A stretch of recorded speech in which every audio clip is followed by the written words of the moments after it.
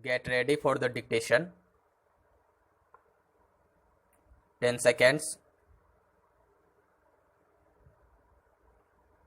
5 seconds. Not for nothing, the great German thinker J.W. Goethe had said, "I am what I am, so take me as I am." And similarly, Arthur S.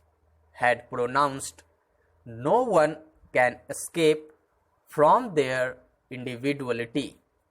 In this regard, it is profitable to quote a few lines from J.S. Mill, but society has now fairly got the better of individuality, and the danger which threatens human nature is not the excess but the deficiency of personal impulses and preferences.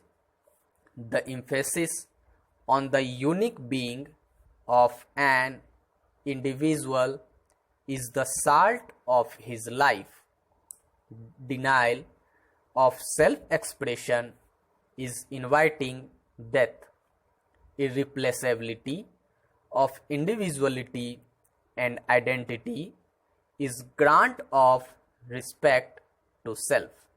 This realization is one's signature and self-determined design. One defines oneself.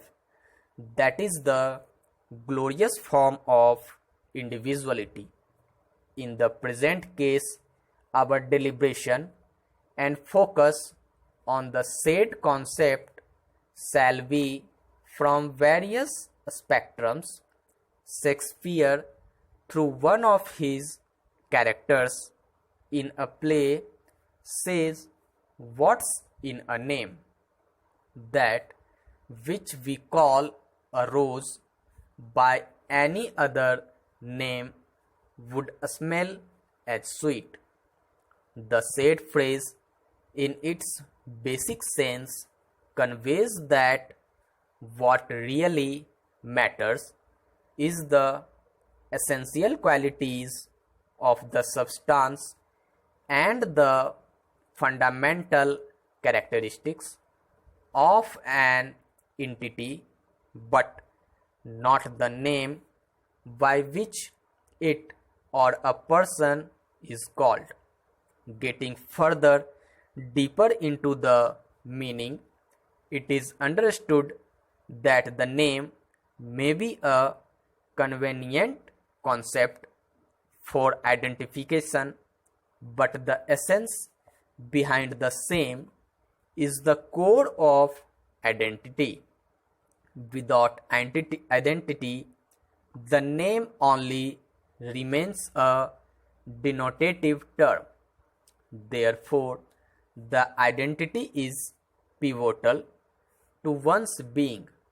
Life bestows honor on it, and freedom of living as a facet of life expresses genuine desire to have it.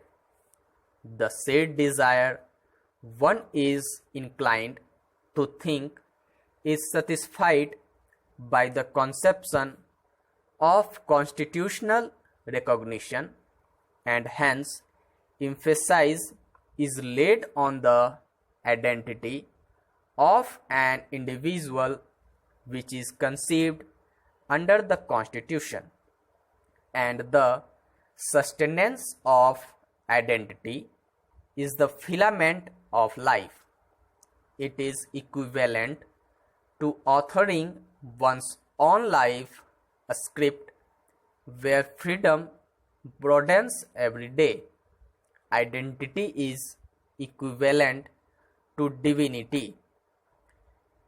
The overarching ideals of individual autonomy and liberty, equality for all without discrimination of any kind, recognition of identity with dignity and privacy of human beings constitute the cardinal four corners of our monumental constitution, forming the concrete substratum of our fundamental rights that has eluded certain sections of our society who are still living in the bondage of dogmatic norms, social exclusion, identity seclusion, and isolation from the social mainstream are still the stark realities faced by individuals today, and it is only when each and every individual is liberated from the shackles of such bondage and is able to work towards full development of his personality that we can call ourselves a truly free society.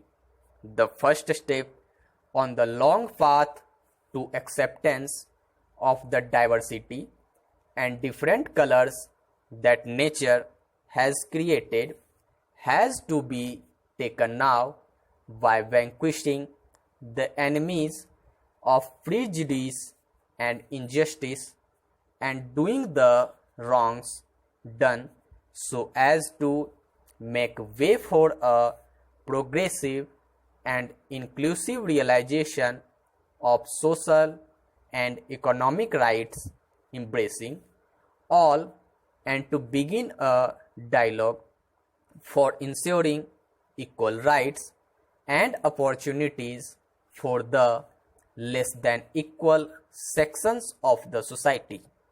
We have to bid adieu to the perceptions, stereotypes, and prejudices deeply ingrained in the social mindset so as to usher in inclusivity in all spheres and empower all citizens alike without any kind of alienation and discrimination. The natural identity of an individual should be treated to be absolutely essential to his being. What nature gives is natural, that is called nature within.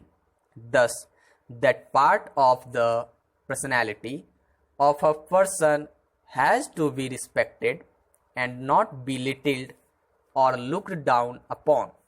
The said inherent nature and the associated natural impulses in that regard are to be accepted. Non-acceptance of it by any societal norm or notion and punishment by law on some obsolete idea and idealism affects the kernel of the identity of an individual. Destruction of individual identity would amount to crushing of intrinsic dignity that cumulatively encapsulates the values of privacy, choice, freedom of speech, and other expressions. It can be viewed from another angle.